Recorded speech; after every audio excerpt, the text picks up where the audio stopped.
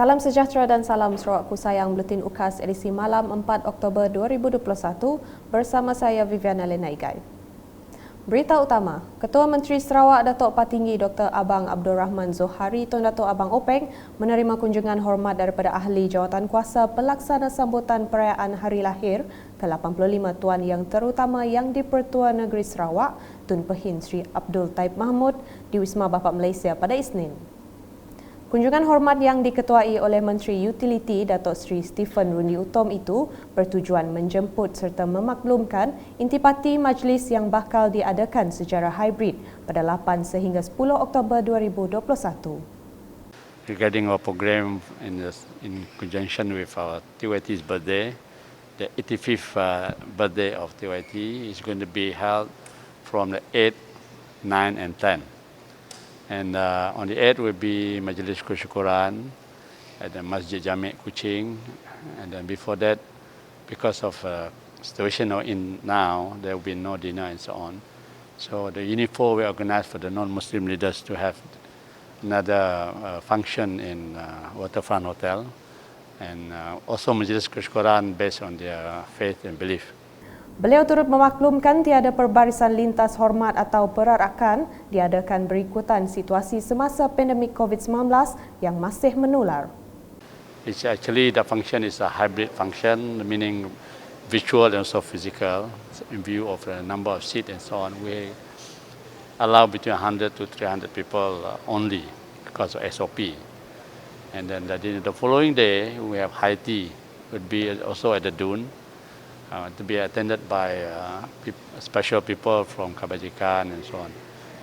Not more than 100 or so. Hadir sama Menteri Muda Utiliti Elektrik Luar Bandar Datuk Liwan Lagang dan Menteri Muda di Jabatan Ketua Menteri Sarawak Undang-Undang dan Adat Bumi Putra Datuk John C. Kitayai. Laporan seterusnya, pelbagai usaha telah dilaksanakan kerajaan sebagai inisiatif membantu usahawan, peniaga kecil dan mikro di Sarawak sepanjang pandemik COVID-19. Timbalan Ketua Menteri Datuk Amar Awang Tengah Ali Hassan berkata antara inisiatif berkenaan adalah pemberian moratorium, pinjaman dan pembiayaan yang ditawarkan jabatan dan agensi di bawah Kerajaan Sarawak sehingga hujung tahun ini seperti yang dipersetujui Ketua Menteri Datuk Patinggi Dr. Abang Abdul Rahman Zohari Tun Datuk Abang Openg. Berucap dalam lawatan ke IANA Corp Sdn Bhd, premis usahawan di bawah bantuan SME Mintred pada Ahad, beliau menambah setakat Ogos 2021, sejumlah 7.76 juta ringgit telah diluluskan kepada 652 usahawan belia di seluruh Sarawak melalui program graduan ke arah keusahawanan gerak dan usahawan teknikal dan vocational USTEF. Manakala bagi skim pinjaman industri kecil dan sederhana SPIKS, seramai 411 usahawan Bumi Putra Sarawak telah menerima manfaat dengan nilai kelulusan 30.13 juta ringgit. Pada masa yang sama, 1,463 permohonan skim kredit mikro Sarawak SKMS dalam kalangan usahawan B40, peniaga kecil dan mikro telah diluluskan dengan jumlah pinjaman 48 juta ringgit. Datuk Amar Awang Tengah yang juga Menteri Pembangunan Bandar dan Sumber Asli 2 berkata, Kerajaan Sarawak telah membelanjakan 5.3 bilion ringgit menerusi pakej bantuan khas Sarawakku Sayang BKSS 1.0 hingga 7.0 bagi membantu rakyat Sarawak sejak pelaksanaan Perintah Kawalan Pergerakan PKP mulai tahun lepas. Selanjutnya mengenai tinjauan Menteri Kerajaan Tempatan dan Perumahan Merangkap Adun Batu Kawah, Datuk Seri Profesor Dr. Sim Kui Hian ke program vaksinasi di Klinik Tanah Putih pada Ahad. Beliau memaklumkan seramai 750 orang pelajar berumur 16 hingga 17 tahun dari Sekolah Menengah Kebangsaan SMK Pending, SMK Padungan dan SMK Sri Setia telah menerima suntikan vaksin dos kedua yang merupakan hari terakhir bagi suntikan vaksin dos kedua di klinik tersebut. Jelasnya, Klinik Tanah Putih akan melaksanakan sesi seterusnya bagi pelajar yang belum menerima suntikan vaksin ataupun yang tercicip. Datuk Seri Profesor Dr. Sim juga sempat merakamkan penghargaan kepada petugas barisan hadapan yang bertugas bagi menghargai jasa mereka sepanjang program vaksinasi dijalankan. Manakala di Bintulu, Agensi Anti Dadah Kebangsaan AADK Negeri Sarawak dengan kerjasama One Stop Committee OSC Bintulu telah mengadakan program Community Empowerment Kita Kongsi Fakta Dadah Selamatkan Nyawa 2021 bagi daerah Bintulu pada Sabtu. Program tersebut dihadiri Menteri di Jabatan Ketua Menteri Integriti dan Ombudsman merangkap Ahli Dewan Undangan Negeri Adun Jepak Datuk Talib Zulkifli bertempat di Hotel Everly Park City, Bintulu. Menurut Datuk Talib, isu penyalahgunaan dadah bukanlah suatu yang baharu untuk dibincangkan, namun masyarakat tidak boleh tunduk dan terus berpuluk tubuh dalam bertindak membantras penyalahgunaan dadah yang semakin serius. Beliau yang juga Adun Jepak turut mengajak semua masyarakat meningkatkan kesedaran dan memperhebatkan usaha dengan membina akhlak yang mulia berteraskan integriti dan bersedia membantras dadah di mana sahaja berada. Menurut statistik salah guna dadah dan bahan di laman sesawang AADK pada 2020, seramai 128,325 orang dewasa termasuk golongan belia dan remaja dikesan menyalahguna dan menagih dadah di seluruh negara. Beralih dengan laporan di Daro di mana Adun Semop Abdullah Saidul telah mengadakan lawatan kerja ke beberapa projek transformasi luar bandar RTP di kawasan Pulau Bruit pada Isnin. Dalam lawatan itu, beliau yang juga Menteri Muda Hal Ehwal Kopra dan UKAS telah menyerahkan 2 tapak projek dan 1 projek siap RTP Dum Semop. 2 tapak projek yang diserahkan adalah naik taraf jalan utama Kampung Penibong daerah Daro dengan kos RM150,000 dan naik taraf jalan dalam Kampung Betanak daerah Daro dengan kos RM300,000.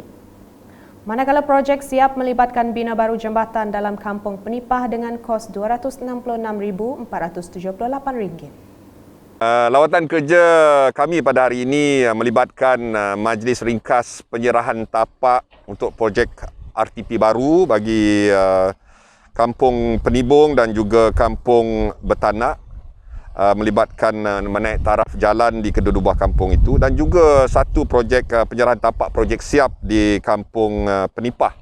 Dan di keseluruhan kos 3 projek ini ialah sebanyak RM716,478.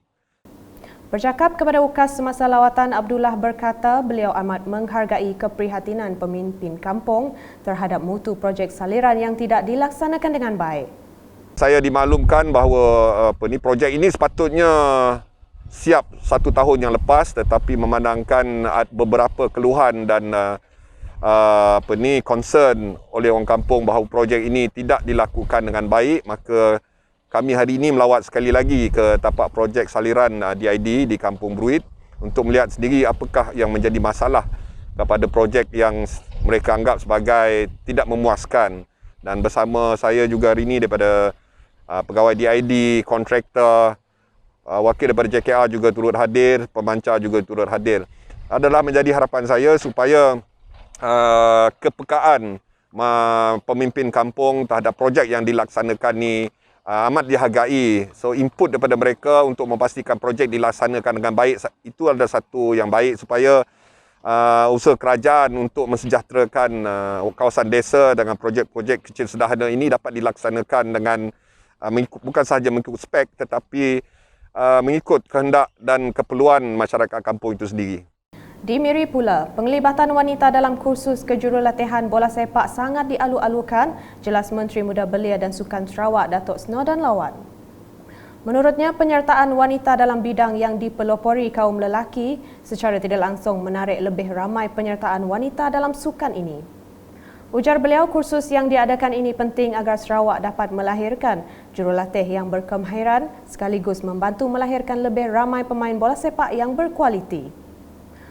Berucap dalam penutupan kursus kejurulatihan bola sepak FAM 2021 yang diadakan di Hotel Dynasty Miri pada Sabtu, beliau menegaskan untuk melahirkan pemain bertaraf dunia memerlukan jurulatih bertaraf antarabangsa yang berkualiti.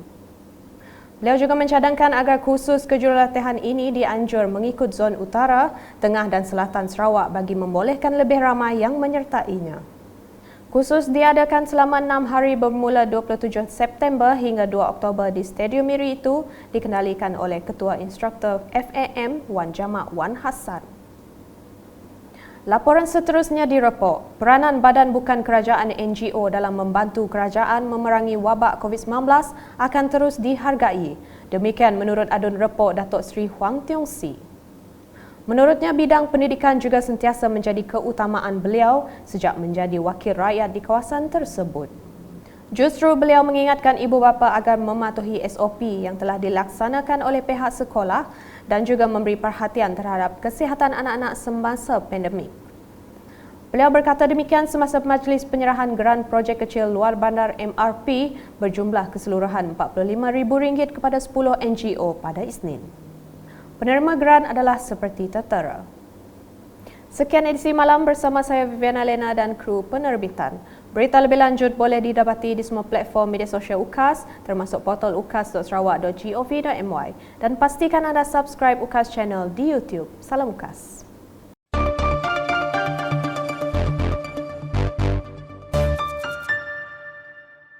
Satu perkara I want to emphasize, to fight COVID-19, one is for us to give vaccination.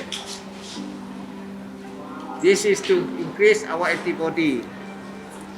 Number two, even if you have vaccination, you must look after yourself. There's no guarantee.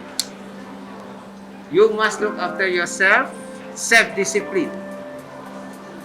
Saya pun dah dapat 2 dos, but still I have to use this. Kelak orang persepsi kata sudah vaksin, no need to use penutup muka.